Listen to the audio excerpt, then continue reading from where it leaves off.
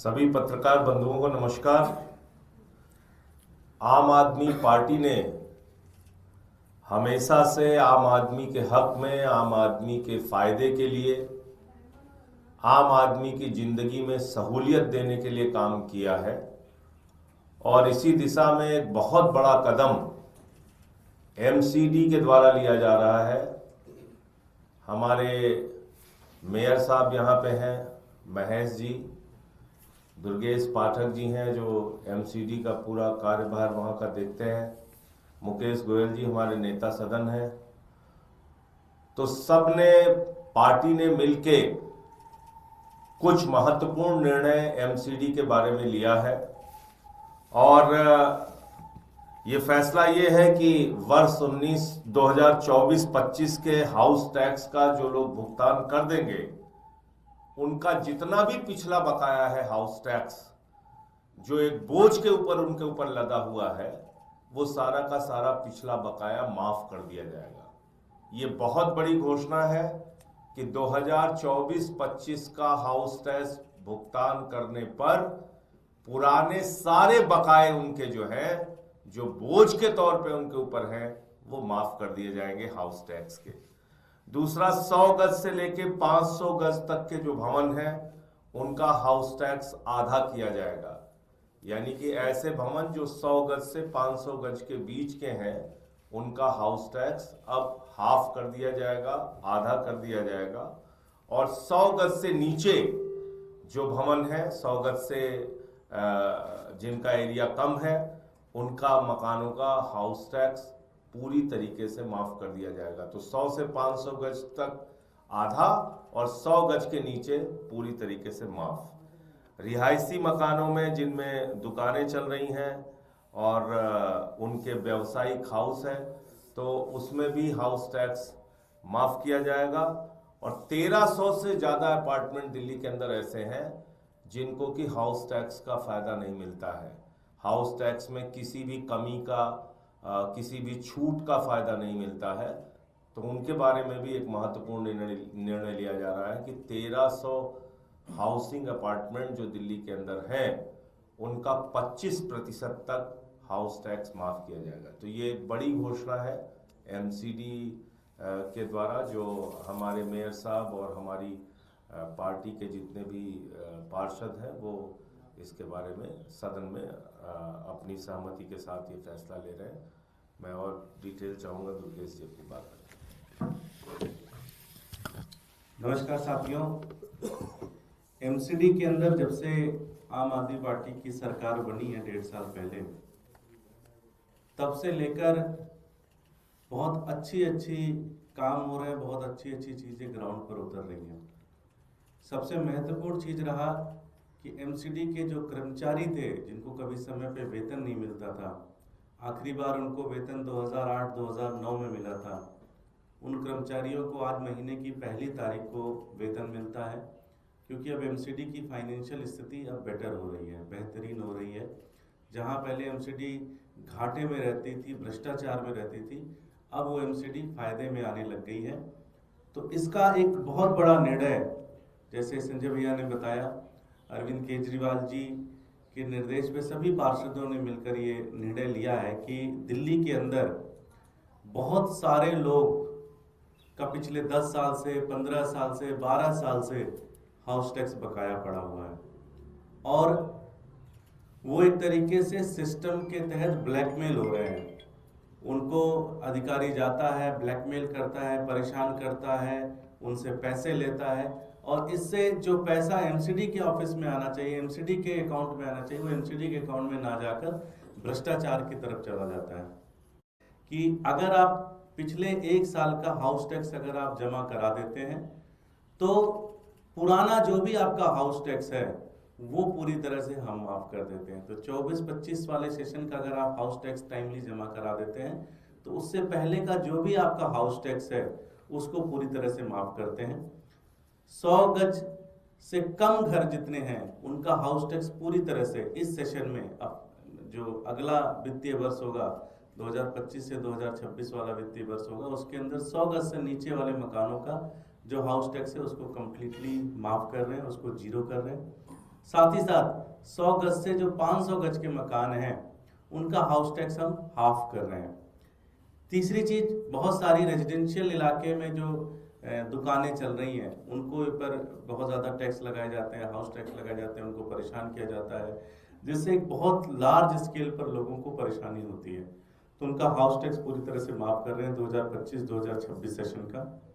और साथ ही साथ जो 1300 दिल्ली के अंदर अपार्टमेंट्स हैं, चूँकि अपार्टमेंट्स बहुत सारे एरिया में बने रहते हैं तो इसलिए अपार्टमेंट्स वालों को हाउस टैक्स की किसी भी स्कीम का फ़ायदा नहीं मिलता। तो आम आदमी पार्टी की सरकार ने यह फैसला लिया है कि हाउस टैक्स जो 1300 अपार्टमेंट्स हैं उनको जो लोग टाइमली जमा करेंगे उनका हाउस टैक्स 25% उनको उसमें रिबेट मिलेगा, उसमें छूट मिलेगा। तो ये एक बहुत बड़ा निर्णय है। ये एमसीडी के अंदर एक बहुत बड़ा टैक्स रिफॉर्म है। एक एमसीडी के अंदर जो भ्रष्टाचार के ऊपर एक बहुत बड़ा कमर तोड़ने वाला ये कदम है, क्योंकि अब तक जो पैसे हम एक तरीके से लोगों को प्रोत्साहित कर रहे हैं लाने के लिए, वो मोटा मोटा एक तरीके से भ्रष्टाचार की भेंट पे चढ़ता था। तो हम लोगों को इनकरेज करेंगे कि वो स्कीम का फ़ायदा लें। हमारा हाउस है 25 तारीख को, इस हाउस के अंदर इस पूरे सारे प्रस्ताव को हम पास करके और जल्द ही जल्द इसको दिल्ली के अंदर इम्प्लीमेंट करेंगे और पूरी दिल्ली के लोग जो हमारा वित्तीय वर्ष 2025-2026 होगा उसके अंदर इन सारे चीज़ों का फ़ायदा उठा सकते हैं। और साथ ही साथ अभी के इम्प्लीमेंट होने के बाद जो भी इसका टाइमलाइन बनेगा उसके अंतर्गत आप इस पूरी स्कीम का फ़ायदा उठा सकते हैं। मैं दिल्ली के मेयर महेश कीची जी से कहूँगा वो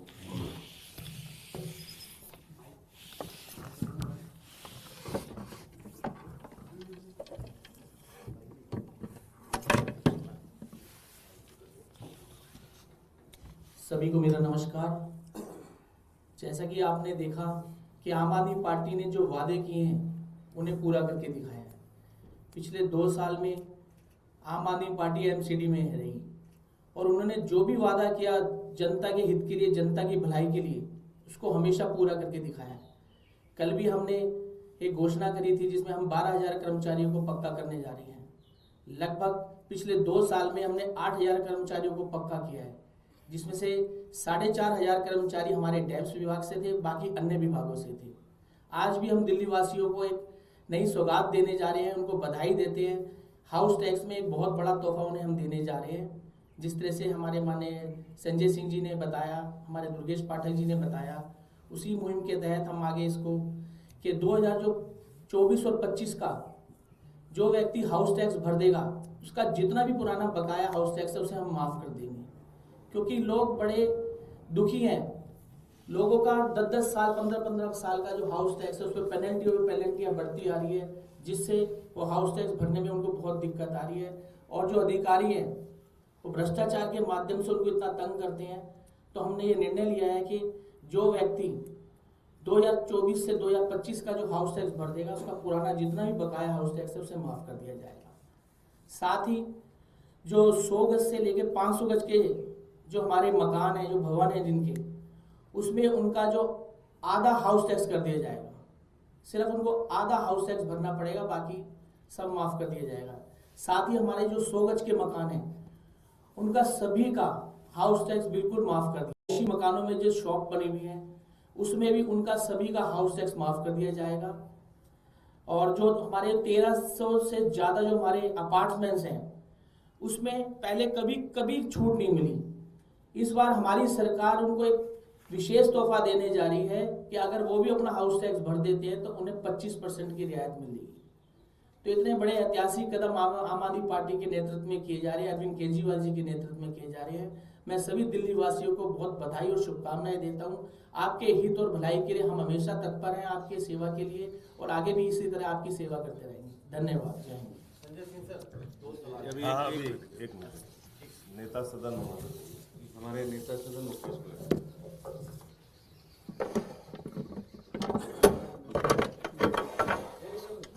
साथियों नमस्कार। जैसा कि अभी हमारे आदरणीय पार्टी के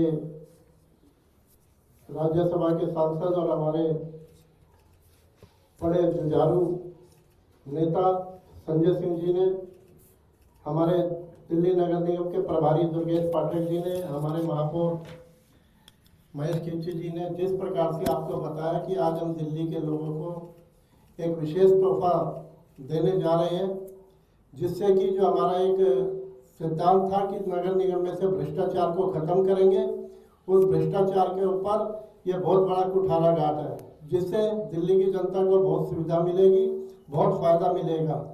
जैसे कि अभी महापौर महोदय ने बताया, लगभग हमने 8,000 कर्मचारियों को पक्का किया, समय पे उन लोगों को सबको वेतन मिल रहा है। इसके साथ साथ पक्का किया जा रहा है और समय पर सब लोगों को वेतन मिल रहा है। इसके साथ साथ दिल्ली की जनता को जो हाउस टैक्स एक भ्रष्टाचार का सबसे बड़ा अड्डा बन के रह गया, इसके अंदर पिछले बकाये के नाम पर दिल्ली की जनता को हमारे अधिकारी और इंस्पेक्टर परेशान करते हैं, उनसे तरह तरह की घूस मांगते हैं।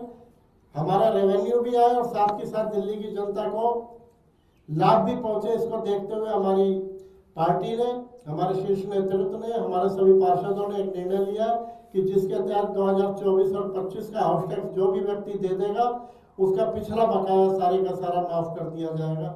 ये बात है। इसके साथ साथ 100 गज से 500 गज तक के जो मकान है, उनके ऊपर जो वो इस समय हाउस टैक्स देते हैं, अगले वित्तीय वर्ष से वो हाउस टैक्स आधा कर दिया जाएगा। और 100 गज से नीचे के जो भी मकान है, उनका सबका हाउस टैक्स फ्री किया जाएगा, उन्हें कोई भी पैसा नहीं देना पड़ेगा। इसी तरह से हमारे रेजिडेंशियल इलाकों के अंदर जैसे छोटी मोटी कॉलोनियाँ हैं, कॉलोनियों के अंदर लोग अपनी छोटी मोटी दुकान खोल लेते हैं। कोई नाई की दुकान खोल लेता है, कोई किराने की दुकान खोल लेता है, कोई और व्यावसायिक गतिविधि चलाता है, तो उस पर कमर्शियल टैक्स लगा दिया जाता है। उनके ऊपर अब कोई कमर्शियल टैक्स नहीं लगेगा, वो कमर्शियल टैक्स भी सारे का सारा माफ किया जाता है। ये भी हमारी पार्टी ने, हमारे नेतृत्व ने ये घोषणा की है। साथ ही साथ ग्रुप हाउसिंग सोसाइटियों के जो 1300 सोसाइटियां हैं, उनके जो अपार्टमेंट हैं, उन अपार्टमेंटों के लिए भी, अपार्टमेंट वालों के लिए भी एक बहुत बड़ी खुशखबरी है कि लगभग 1300 अपार्टमेंट जो दिल्ली के अंदर हैं, उनके अंदर जो उनका हाउस टैक्स है, उसकी 25% रिबेट, 25% छूट उन लोगों को भी दी जाएगी। तो मैं समझता हूँ ये दिल्ली के लोगों के लिए बहुत बड़ा तोहफा है। और इस दिल्ली के अंदर हमारे प्रत्येक वर्ग के लोगों को, दिल्ली की जनता को इसका पूरा भरपूर फायदा मिलेगा। और हम दिल्ली की जनता से यही अपील करते हैं कि 2024 और 25 का अपना हाउस टैक्स जमा कराएं, जिससे आपको इन सारी सुविधाओं का लाभ मिल सके।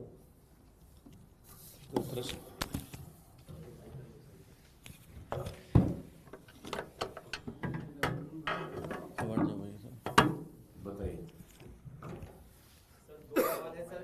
ये आरएस प्रमुख मोहन भागवत का बयान आया है, जिन्होंने कहा जहां जहां पर आरएसएस है, वहां हिंदुओं की जल, जमीन, मकान, मंदिर और शमशान की रक्षा करनी है।